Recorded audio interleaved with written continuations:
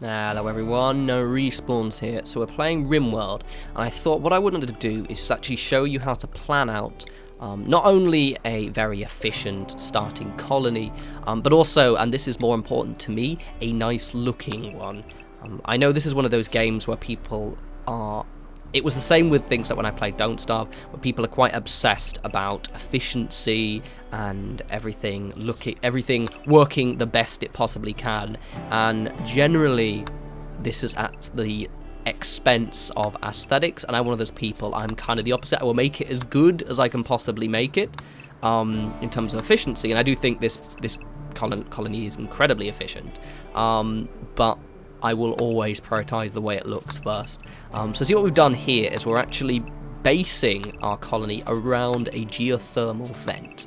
The whole idea was, so this is my second colony plan, but basically I really liked the idea of having it not only as a centerpiece, but also as it's quite useful for actually heating up the surrounding rooms.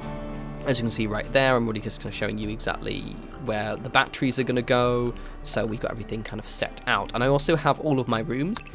Everything is a 5x5 space. That's just personally, it's a really good space, because then I can just do it 10x5 on the inside if I want, so I can make double rooms, and this is all the space I actually need. So here is where I'm planning everything in advance. So this is where my freezer is going to be. And I personally, just for the sake of it just looking cool, like to put my drugs and medicine in there, but I also put my animal corpses in there because the slaughtering table as well as the electric oven will actually be just outside. So what we're doing right here is this is going to be the first of the growing areas, and in my personal opinion the most important. I don't worry about gathering food or anything like that in the initial stages. I don't even build beds or anything. I focus completely on getting stuff planted and tracing out the important areas of my colony. The reason being is if you can get one crop planted quite early on, you can probably get about 2 harvests before the growing season fully ends. But what we're going to be doing right here is there's 1, 2, they're all the same size, and then I have a third one up here. But what I do is 2 of them, and I actually did make a mistake on this, so I have to go back. Normally I do potatoes and corn. I wasn't paying attention to potatoes and rice. And then the one closest to the building, so that one there, this one here, I turn into an entire crop of heel root.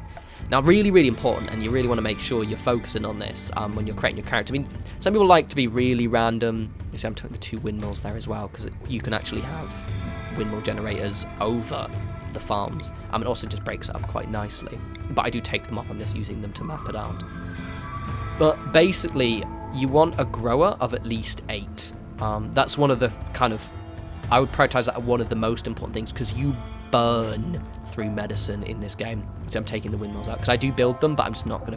I don't want them to start using up their crop. So I changed this to rice. Normally I put corn, but rice is good. It's just basically corn is usually the longer, you get more food from it, but the rice just means it'll grow fast. So I'm actually okay with it. And this is here at C, and at maximum skill to grow 8. Definitely get that, because that was the thing on my first playthrough, because I'm quite good at these kind of games in terms of, it's very similar to Don't Starve or other survival indie games. So I kind of knew how to do the feeding myself part quite easily, because it follows the same premise of just don't panic and prepare. But I did run out of medicine. One thing I also do now is, to be honest, I only use medicine when people definitely, it looks like they're going to need it. Like, I default everyone now as to only have non-medicine medical care, so the doctor just tries to help them, bandages them, as opposed to actually using herbal meds. So right here I'm just kind of marking out where the doorways are, tidying up the plan a little bit.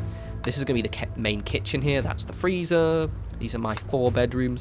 I'm trying to get I think they already do become Logan. So Logan and Chalice, I'm going to make them, for now, there are 3 bedrooms, and eventually those get together. So in those 4 rooms, as long as you don't get any other couples, you can basically have 5 people right next to a geothermal vent, so they're nice and warm, and they're also very close to the kitchen. So you may notice as well, here, by the way, I'm just tracing out, so everything's 7, and then just tracing the length. So 7 by 26 on the sides. But basically, I put 3 squares between each of the buildings within the compound. Now, that's really important for me, because what I can do is I can then have a single square path going around, so it just looks nice. But also, on the edges, I can actually have flowers or more crops if I want to grow more things. I like to put, like, dandelions or something like that, or they mix it up a little bit, which is quite useful. So here, that side there, by the way, is probably going to be where my crafting area is. And even though we don't do it in this video, we don't get very far. We're only to a few days in when I get later on. Where the heal route is, come winter, because I'm not going to worry about it for now, but we're going to turn that into the Hydroponics Lab.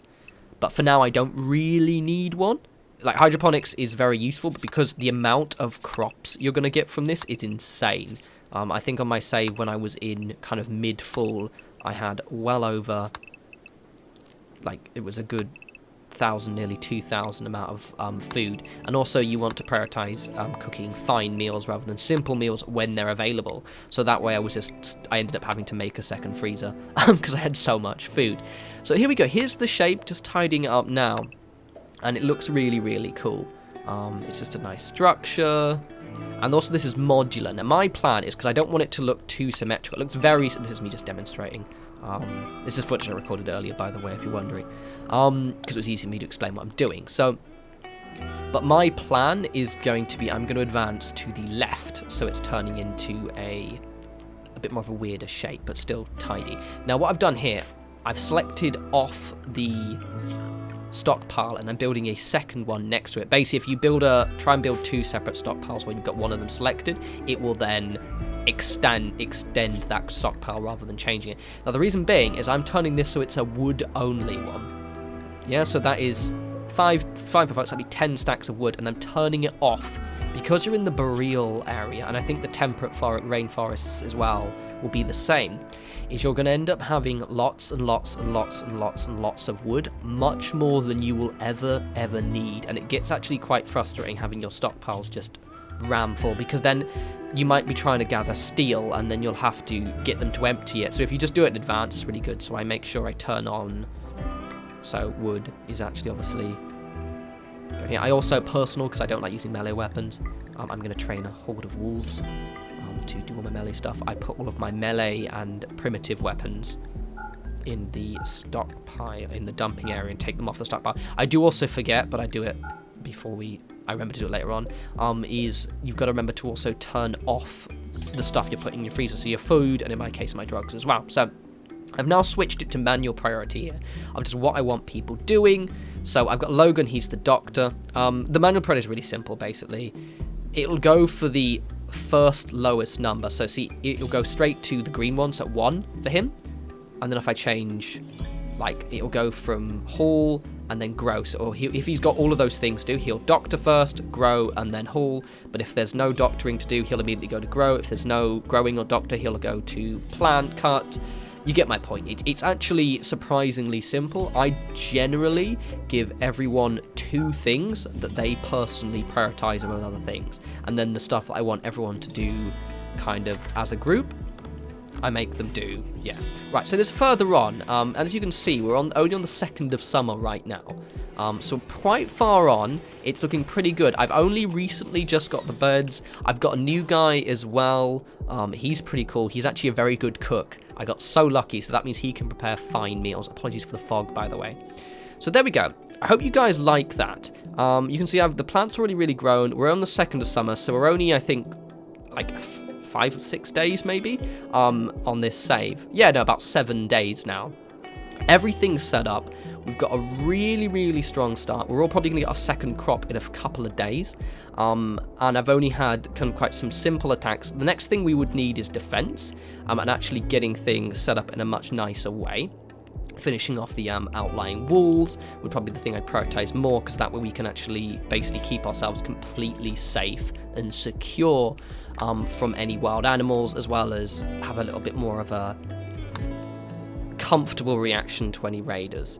Anyway, there we go. This is my initial plan for your first 7 days, and a really nice, efficient, but also aesthetically nice looking settlement, colony in RimWorld. Anyway, as always, follow me on Twitter at norespawns. We'll be coming back to this here. I'm going to try and cut these down into a bit more of a bite-sized guide, so that way I can answer individual questions rather than necessarily just doing kind of a let's play kind of thing, because that way if you guys are looking how do I do X and Y, I'll have that video available. Anyway, as always, follow me on Twitter at norespawns, and I'll talk to you lovely people soon. Take care.